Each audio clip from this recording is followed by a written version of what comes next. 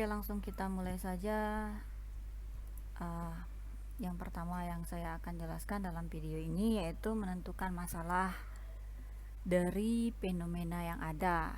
Nah, sebelum kita memasuki cara menentukan judul, baiklah kita akan membuka pedoman skripsinya dulu. Oke, dari pedoman skripsi kita harus memahami apa sih sebenarnya pokok masalah gitu ya. Jadi pokok masalah dalam skripsi harus dihubungkan dengan disiplin ilmu yang akan dikembangkan menjadi profesi mahasiswa yang bersangkutan. Maksudnya, kalau misalnya kita jurusan manajemen ini misalnya kan, maka disiplin keilmuan kita otomatis adalah ilmu manajemen, ya kan, yang harus kita kembangkan karena sesuai dengan keprofesian kita. Jadi judul penelitian pun harus sesuai dengan disiplin keilmuan kita. Selanjutnya ini saya jelaskan terlebih dahulu agar tidak meluas kemana-mana judul yang akan kita buat ya. Kemudian pokok masalah itu berupa hal-hal yang berhubungan dengan bidang studi yang merupakan mata kuliah komponen jurusan dan fakultas. Nah, di bidang-bidang studi tentu kita mempunyai mata kuliah utama dalam prodi kita. Misal saja nih, kalau di Fakultas Dakwah dan Komunikasi UIN Raden Patah Palembang, salah satunya yaitu prodi Manajemen Dakwah. Mata kuliah pokoknya yaitu menjurus pada manajemen sendiri. Salah satunya ada mata kuliah Manajemen SDM, Manajemen Sumber Daya Manusia. Nah, yang harus kita perhatikan itu salah satunya untuk menentukan judul penelitian. Oke, lanjut. Jadi kita sudah paham ya bahwa memang batasan masalah dalam penelitian kita yang kita harus ingat adalah prodi apa kita sekarang. Kalau misalnya kita itu prodi manajemen, jangan sampai kita mengambil nanti judul skripsinya manajemen pendidikan, sedangkan kita adalah manajemen dakwah gitu ya. Salah satu contoh sederhananya, kalau kita misalnya manajemen dakwah, otomatis kita lebih condong atau manajemen umum lebih condong kita akan mempelajari tentang manajemen sebuah organisasi. Tapi kalau dia manajemen pendidikan, dia lebih cenderung kepada pendidikan, contohnya sekolah-sekolah, madrasah, SMA dan sejenisnya yang setara dengan institusi itu. Dan lanjut pada pemahaman variabel. Untuk menentukan judul penelitian, tentunya kita harus paham dulu di variabelnya. Yang pertama yaitu variabel independen dan variabel dependen. Nah, apa sih sebenarnya variabel independen? Menurut para ahlinya, salah satu adalah, saya kutip dari buku Sugiono, bahwa variabel independen adalah variabel-variabel yang mempengaruhi atau yang menjadi sebab perubahan atau timbulnya variabel dependen atau variabel terikat. Jadi variabel independen ini sering juga disebut dengan variabel bebas. Variabel bebas. Maksud variabel bebas adalah variabel yang bisa mempengaruhi variabel dependen. Nah, kata-kata terikat. Jadi kan bisa kita pahami bahwa variabel dependen, variabel yang tidak bisa mempengaruhi variabel independen. Itu ya, saudara-saudari, yang harus kita pahami dulu tentang apa sih sebenarnya variabel independen dan variabel dependen. Itu yang harus kita pahami dulu lebih awal. Kemudian ada juga menurut Sekaran 2006 yang saya kutip dari bukunya, yang menyebutkan apa sih sebenarnya variabel dependen. Di sini beliau mendeskripsikan bahwa variabel dependen adalah variabel yang menjadi perhatian utama dalam sebuah pengamatan. Ya, karena kenapa? Karena variabel dependen ini awal mula yang akan kita bahas untuk menentukan judul apa yang cocok dengan penelitian kita. Lanjut kepada menentukan masalah dari fenomena yang ada, ya kan? Jadi kita harus dalam fenomena kita akan menemukan masalah dalam penelitian kita. Oke, bukan mencari masalah ya, tapi menemukan masalah. Nah, pahami dulu apa sih kata-kata masalah. Nah, dikatakan masalah karena ketidaksesuaian antara teori dan kenyataan di lapangan. Contoh sederhananya, ini sebagai contoh saja ya. Salah satunya teori mengenai kedisiplinan, kan? Contohnya kalau yang dikatakan disiplin apabila karyawan masuk pukul 7.30 waktu Indonesia Barat dan pulangnya pukul 16 ya kan, waktu Indonesia Barat. Nah, ini secara teori atau aturan dalam pekerjaan ya. Jadi aturan dalam bekerja.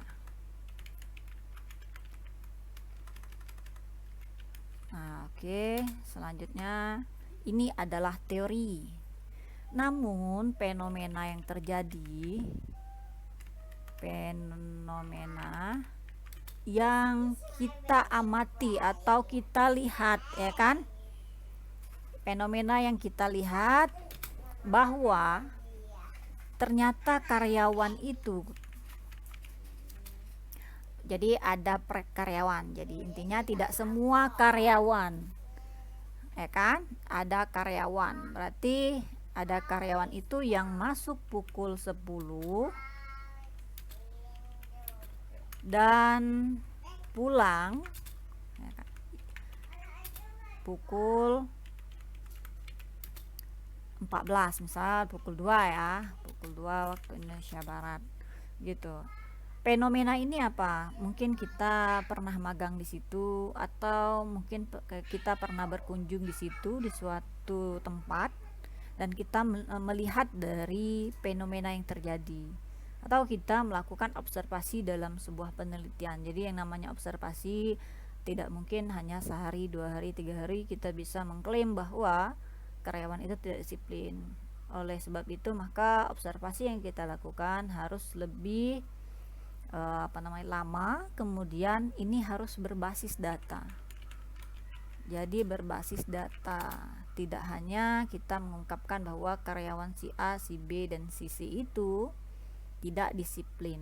Nah, kata-kata itu harus hati-hati ya, karena memang kita menentukan orang tidak disiplin harus berbasis data. Oke, ini fenomena yang terjadi. Nah, karena ini fenomena yang sudah kita temukan, kita sudah menemukan satu variabel. Apa nama variabelnya? Yaitu variabel dependent. Variabel dependent. Variabel dependent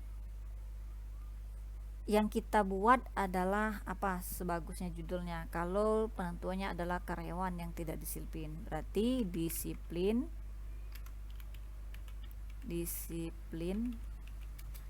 kerja ya, kerja karyawan, dapat satu judulnya, itu baru di variable dependent. Kemudian jangan lupa kita melihat fenomena ini atau observasi di mana terjadinya fenomena ini. Mungkin di PT X. Nah, bukan mungkin ya. Jadi kita lihat observasi, mohon maaf, bukan mungkin. Kita lihat observasi itu atau yang kita amati itu adanya di PT X, bahwa ketidakdisiplin itu terjadi di PT X. Dan kemudian setelah kita dapat independen, tentunya kita akan mencari namanya variable independent. Sebelumnya sudah kita jelaskan bahwa variabel independen itu adalah variabel bebas atau variabel yang mampu mempengaruhi variabel dependen. Nah, variabel independen. Jadi di sini kita akan menentukan variabel independen. kalau misalnya kita temukan di lapangan atau fenomena terjadi itu ketidakdisiplinan, apakah variabel independennya cocok kita pasangkan dengan reward, atau lebih cocoknya kepada punishment. Kalau misalnya kita temukan seseorang itu tidak disiplin, yang paling cocok adalah hukuman atau punishment, ya kan? Punishment atau hukuman. Oke, sudah dapat ada variabel independen dan variabel dependen yang kita temukan, serta lokasinya sudah kita temukan, yaitu di PTX. Selanjutnya tinggal kita menentukan kita pengennya jenis penelitian kuanti atau kita ingin penelitian kualitatif. Nah, kalau misalnya salah satu nih, langsung saya contohkan penelitian kuantitatif, kan, dengan jenis penelitian kuantitatif. Berarti kita mulai dengan kata depan pengaruh. Jadi pengaruh punishment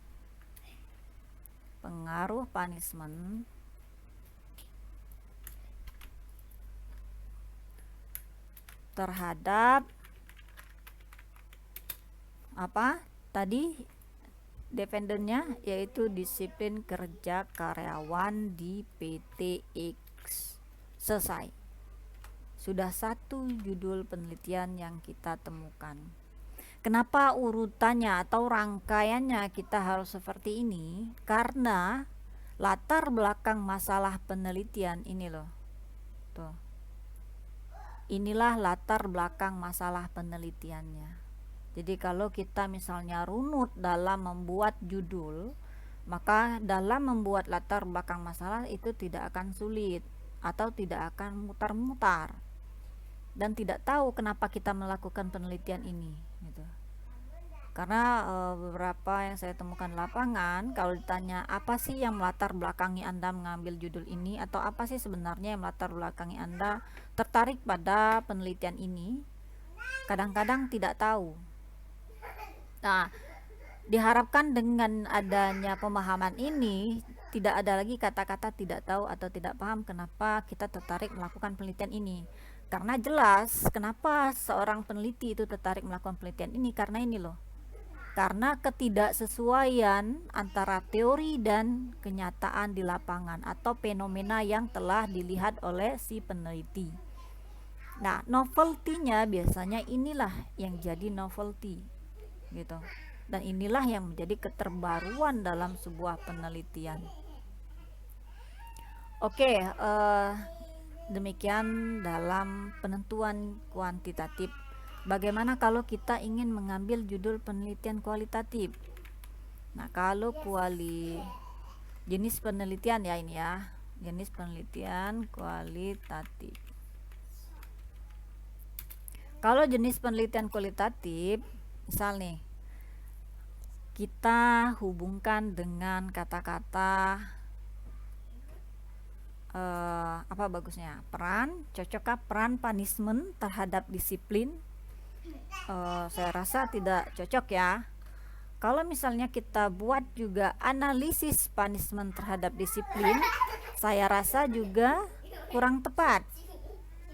Jadi yang bagusnya adalah bagaimana kalau kita buat di sini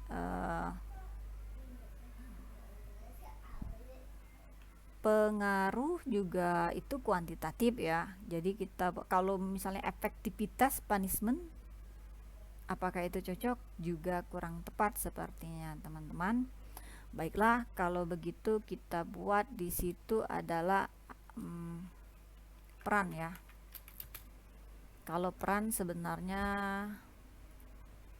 cocoknya kepada para pemimpin. Jadi ada objeknya adalah manusia biasanya kalau misalnya kita menggunakan kata-kata peran.